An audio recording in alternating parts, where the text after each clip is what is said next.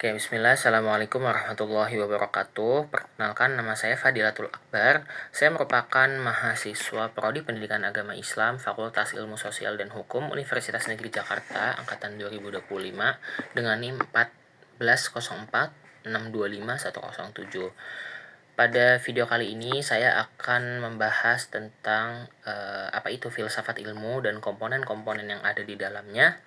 Dan saya juga nanti akan menyajikan satu studi kasus ya tentang seorang dokter dan seorang pasien dalam menangani suatu penyakit gitu kan.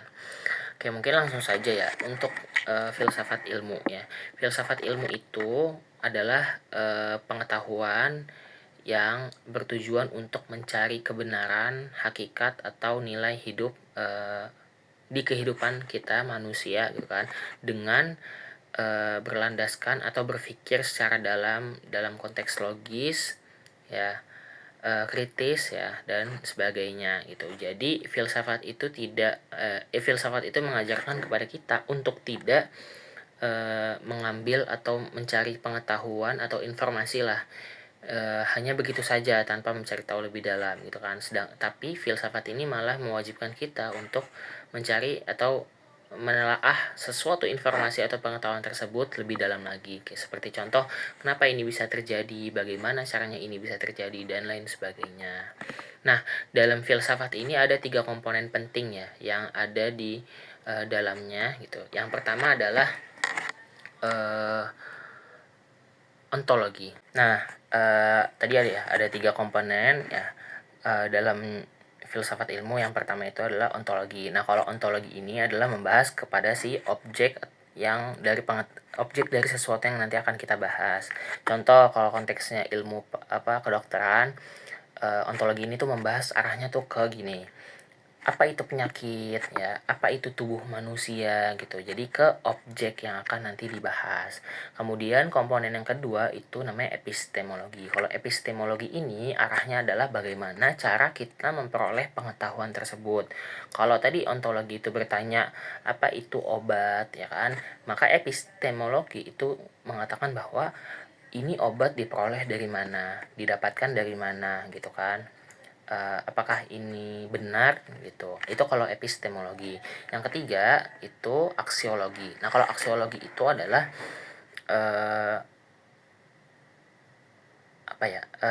tujuan atau nilai dari pengetahuan yang didapat. Kalau misalkan kalau ontologi itu bertanya ke apa itu obat, kalau epistemologi itu mengatakan bahwa ini obat didapatkan dari mana ya kan, maka kalau aksiologi itu bertanya bahwa apa nilai atau tujuan dari atau manfaat dari si obat ini. Jadi intinya kepada nilai dan tujuan atau hikmah ya, dampak lah. Nah, dari studi kasus tadi kan pertanyaannya apakah filsafat ilmu itu bisa membantu menjembatani perbedaan tadi. Nah, jawabannya itu pastinya bisa ya. Tadi kan ada 2 perbedaan antara si dokter dan si pasien gitu kan. Nah, filsafat ini bisa menjembatani perbedaan tersebut karena seperti yang kita tahu ya, dalam ilmu filsafat itu diajarkan bahwa manusia itu tidak hanya memahami atau melihat sesuatu itu hanya dari satu sudut pandang aja. Kalau dalam kasus ini kan dokter melihat bahwa penyakit itu bisa disembuhkan melalui proses penanganan medis yang modern gitu kan. Nah, itu kan mereka peroleh melalui kayak penelitian ya kan, pengamatan ya, observasi dan lain sebagainya lah gitu kan. Jadi menurut mereka penanganan medis kayak vaksin ya kan, atau terapi medis lainnya lah, itu mereka anggap sebagai cara terbaik untuk menyembuhkan pasien. Nah, sementara itu di sisi lain pasien-pasiennya ini karena berlatar belakang religius gitu kan, mereka memandang bahwa penyakit itu bukan hanya sebagai masalah fisik tapi juga berkaitan dengan spiritual dan kepercayaan kepada Tuhan.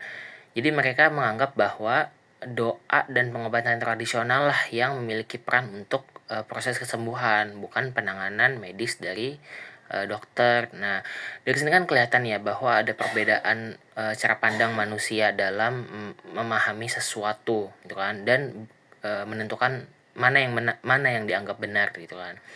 Nah, inilah unsur komponen ontologi dalam studi kasus ini, yaitu bagaimana dokter dan masyarakat memiliki pandangan yang berbeda tentang hakikat penyembuhan dan penyakit. Kalau dokter tadi melihat sebagai gangguan fisik, kalau eh, kalau pasien melihat sebagai adanya unsur spiritual.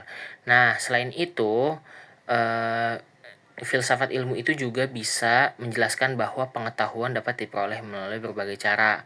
Nah, kalau dalam dunia medis, kebenaran itu kan didasarkan pada metode ilmiah seperti penelitian, eksperimen gitu kan. Nah, sedangkan kalau dalam agama dan tradisi masyarakat, kebenaran itu diperolehnya dari keyakinan mereka sendiri, terus dari pengalaman spiritual yang mereka lakukan, dan dari ajaran turun-temurun nenek moyangnya.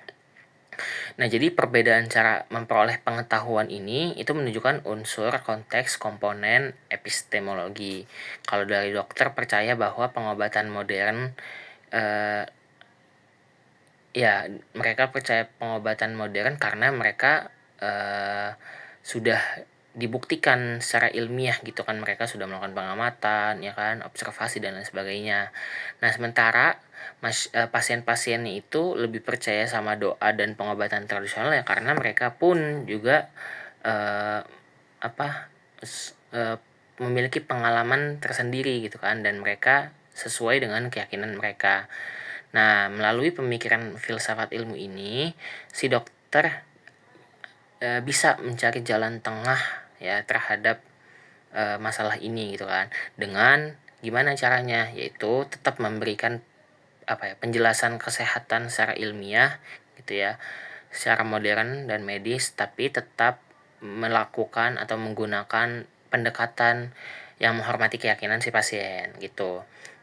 Nah, dengan gitu si ilmu kedokteran dan agama itu tidak harus saling bertentangan, melainkan dapat saling melengkapi gitu. Berobat itu bisa dipahami sebagai bentuk usaha manusia gitu kan, sedangkan doa ya atau doa lah ya, itu menjadi bentuk penyerahan diri kita kepada Tuhan. Nah, kalau dalam situasi ini itu juga ada komponen aksiologi ya, yaitu tentang nilai dan manfaat ilmu pengetahuan bagi kehidupan manusia. Kalau ilmu kedokteran pada dasarnya kan bertujuan untuk membantu dan menyembuhkan pasien, ya kan? Tapi juga harus dilakukan secara benar dan bijaksana ya, gitu kan. Nah, karena itu dokter itu tidak boleh memaksakan kehendak atau merendahkan keyakinan masyarakat juga tetap. Nah, disinilah nih etika itu memiliki peran penting dalam pengambilan keputusan. Dokter itu harus tetap menjalankan tanggung jawabnya gitu ya untuk membantu pasien, tapi di satu sisi mereka pun juga harus menghormati hak pasien untuk mempertahankan keyakinannya. Seperti contoh sikapnya itu kayak sikap sabar, empati, menghargai budaya gitu ya. Terus membangun komunikasi yang baik ya. Itu bisa menjadi hal-hal yang penting dalam menyelesaikan masalah tadi gitu kan. Nah, dengan pendekatan yang etis gitu ya, atau penuh penghormatan lah, itu dokter bisa memberikan edukasi kesehatan tanpa menyinggung atau ya nyenggol-nyenggol keyakinan agamanya si pasien tersebut. Nah, dari sini kita bisa melihat bahwa ilmu pengetahuan itu bukan hanya soal mencari kebenaran, tetapi juga bagaimana ilmu digunakan demi kebaikan manusia. Seperti itu.